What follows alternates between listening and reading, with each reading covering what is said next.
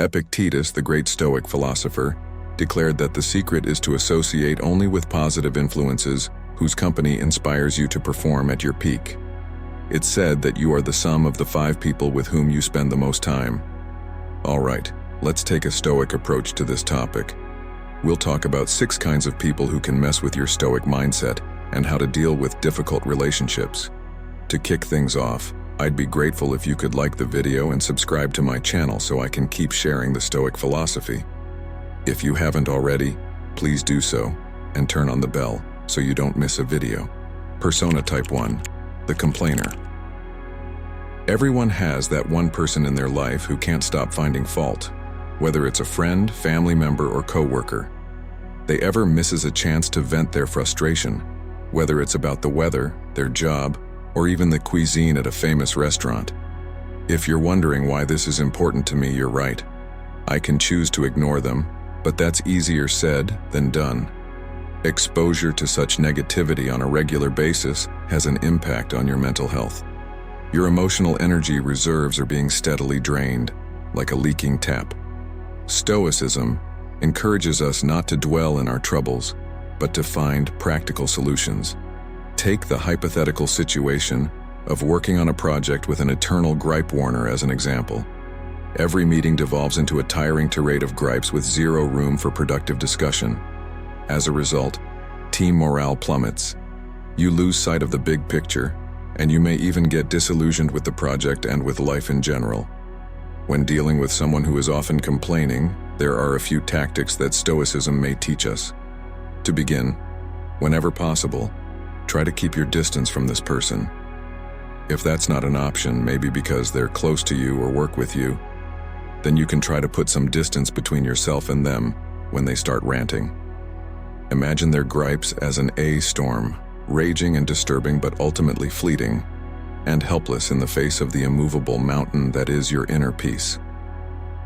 Thirdly, you can shift the focus to solutions or find a more positive topic to talk about. As Marcus Aurelius said, you control your thoughts, not your circumstances. When you accept this, you'll be able to overcome any obstacle.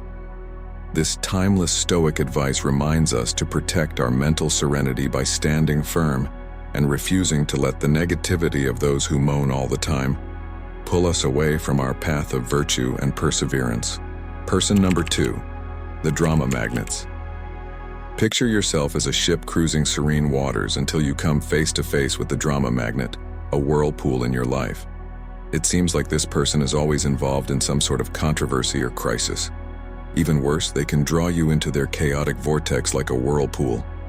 When you first feel the energy of the drama magnet, you can mistake it for enthusiasm or passion.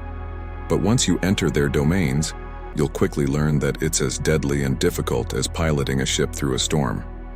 Now, the thing with dealing with people who bring so much drama into your life is that their problems can frequently seem like your own. You might even become entangled in disputes in which you have no original involvement, due to the infectious nature their chaos is.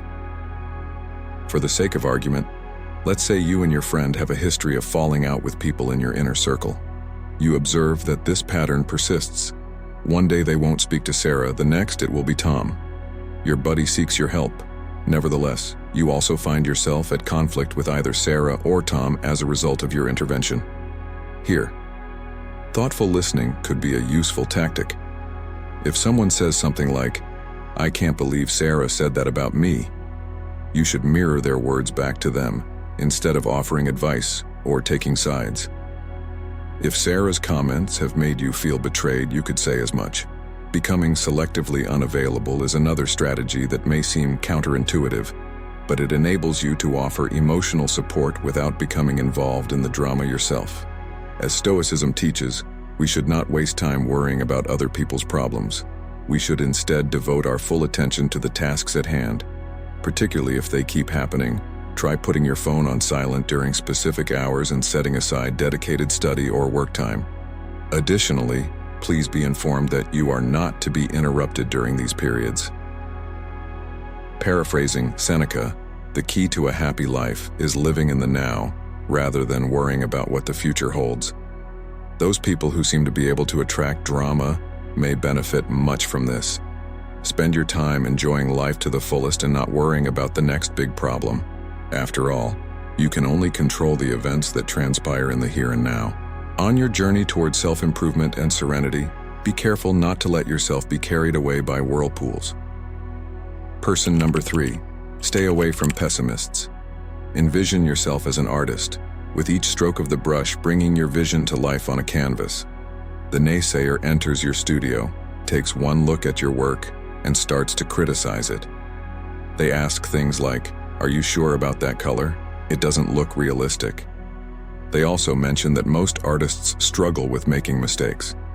Their comments, like drab strokes on a colorful canvas, begin to sap your energy and enthusiasm. This isn't the helpful, constructive criticism you might expect. Rather, it's an underlying atmosphere of negativity and doubt. For instance, imagine you've done your homework, spoken with experts in the field, and maybe even enrolled in some introductory classes, since you're very interested in embarking on a new professional path. The naysayer will immediately come up with a laundry list of reasons why it won't work out the moment you tell them about your enthusiasm. Their skepticism begins to feel like your own, and your once self-assured vision begins to falter, all because the market is too competitive and you don't have the necessary abilities. Dealing with a naysayer can be challenging, especially if they are someone you care about. Asking for advice instead of simply telling people about your aims or ambitions is an uncommon but successful strategy. People in an advising capacity are more likely to provide helpful criticism and less likely to flat-out reject your suggestions. Positive confrontation is another strategy that entails turning the script on its head. Do not take it personally. Instead, encourage them to come up with answers. If they claim that changing occupations is impossible at this point, offer a fresh viewpoint on how someone could possibly succeed in doing so. In addition to diverting the debate away from negativity, this also promotes a more positive approach. Because we only have one mouth and two ears, we should listen twice as much as we speak, as the Stoic philosopher Epictetus said. To listen is to separate useful information from irrelevant chatter, not to take everyone's criticisms personally. You know the doubters are on the case when they begin to cast a shadow of doubt over your work. Get some distance, listen, and think before you go on painting your own life. Do not allow someone to transform your vivid masterpiece into a lifeless gray landscape by using colors that speak to you. Fourth type of person. The victim picture life as a chess game where every player starts with the same pieces and aims to checkmate the king of their opponent. Make some concessions and take some chances. You think strategically. In contrast, the victim is quick to point fingers at the board, the pieces, or even their opponent whenever they mess up. They believe that some outside force is always putting them in checkmate, rather than their own actions. Their story is an endless saga of misery, where they play the role of the victim. While it's important to acknowledge that some people endure real struggles and systemic challenges, the victim we're talking about continues to use their situation as an excuse, such as, "My boss hates me," or "I have bad genes," to justify their lack of success in life, keeping their hands off of anything they did or didn't do. As a supporting character who is always called upon to save them, you could find yourself involved in their plot. Imagine you've listened to a friend moan and groan about how their past relationships are to blame for all of their heartbreak. In addition to being a waste of time, this may gently push you into a victim mentality in your personal life. So, how do you approach a victim? Being someone else's savior and providing unending emotional support and guidance is seductive, but the Stoics would warn against it and suggest setting clear boundaries to safeguard your own mental health. A method called compassionate detachment could be useful. Be kind and compassionate, but don't try to save them when they're in over their heads. Be there to listen, but don't try to solve all of their problems for them. The greatest way to get back with someone who wronged you is to become nothing like them.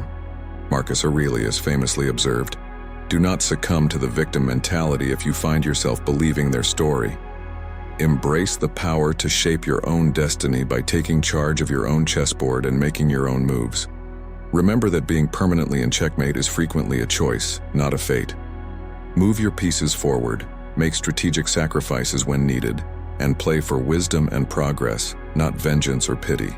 Fifth type of person is the manipulator. Imagine your life as the plot of a film.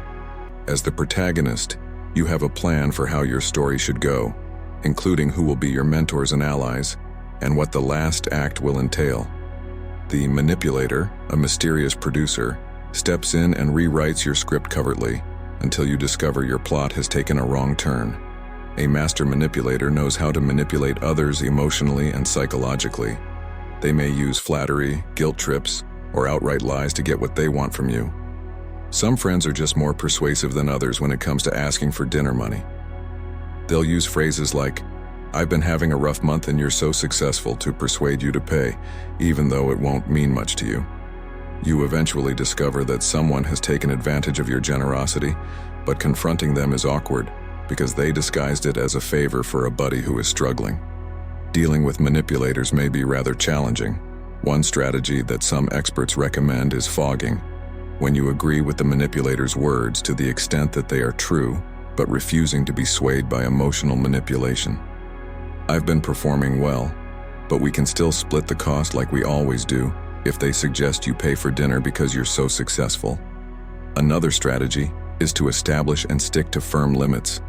If the manipulator asks you to lend them money or agree to do something you're not comfortable with, practice saying no with confidence while maintaining a cool demeanor and using precise language. "Even though I can't lend you money, I can provide emotional support and help you set boundaries without breaking our friendship." Stoic philosophy served as inspiration for Epictetus, who cautioned that, although we have no control over our external circumstances, we do have control over our reactions to them. The manipulator takes advantage of your tendency to respond in a predictable way, whether it's through manipulation of your generosity, guilt, or need for approval. You regain command of your script when you opt for a different response. If you come across someone who is trying to manipulate you, keep in mind that you have the power to stop them. Even if your novel features a diverse cast of characters, the path you take as protagonist should be defined by your own principles and choices. Stop letting other people write your life story and take control of it. The sixth category of individuals is known as vampires. Think of what you do every day as the individual parts of a well-balanced symphony, where each instrument stands for a different responsibility or activity. But then the day comes when the vampire starts screeching out of tune, ruining your delicate melody and turning it into a cacophony of discord. The time vampire isn't always bad. In fact, they can appear harmless. An example of this would be a coworker who, instead of allowing you to get your job done, is often interjecting with inane inquiries. On the other hand, it may be a friend who constantly asks you to parties even when you have no interest in going, causing you to feel pressured into going and using up all of your energy and time. Although these interactions may not appear significant at the time, they might have a significant impact when added together. So how can you keep a time vampire from ruining your symphony? The Pomodoro technique is a good solution, a technique for managing one's time that entails dividing one's job into smaller assignments. Typically, there are brief intervals of 25 minutes. You indicate that you do not want to be interrupted during these times. Doing so establishes a limit that cannot be crossed during your peak productivity periods. Never forget that it's crucial to your health and happiness to say no when you encounter a social vampire. Expressing gratitude for the invitation and admitting that I am unable to attend is sufficient. No need to provide lengthy justifications. Refusing an invitation does not mean you don't care about the other person. It only means you value other things more. Life is short if not well lived, Seneca said. A key lesson from Stoicism is the importance of being judicious with how we use our time, as it is a limited resource that should be used carefully. Our lives are like a canvas, and we should be careful with how we paint it. Make sure that every note, instrument, and melody in the big composition of your life is in harmony with your greater goal. Avoid having your symphony disrupted by the clamorous entrance of a time vampire. Raise the baton high and lead a life of meaning, with the goal of making each second count in your symphonic masterpiece. We have arrived at the last section of today's investigation into the people who can obstruct our journey to knowledge and Stoicism. Remember that being aware of oneself is crucial. While it's simple to spot these sorts in other people, looking inward is both more difficult and more illuminating. Is it possible that you're unwittingly filling one of these roles in the life of another person? The practice of Stoicism isn't limited to dealing with external challenges. It encompasses introspection and self-improvement as well. Leave a comment below with your ideas, share your experiences, and let's have a meaningful conversation if today's debate has made you think, feel, or do something more introspective than before. Until we meet again, I pray that you live a life befitting your qualities, that your deeds mirror your wisdom, and that your life is the masterpiece you were born to make.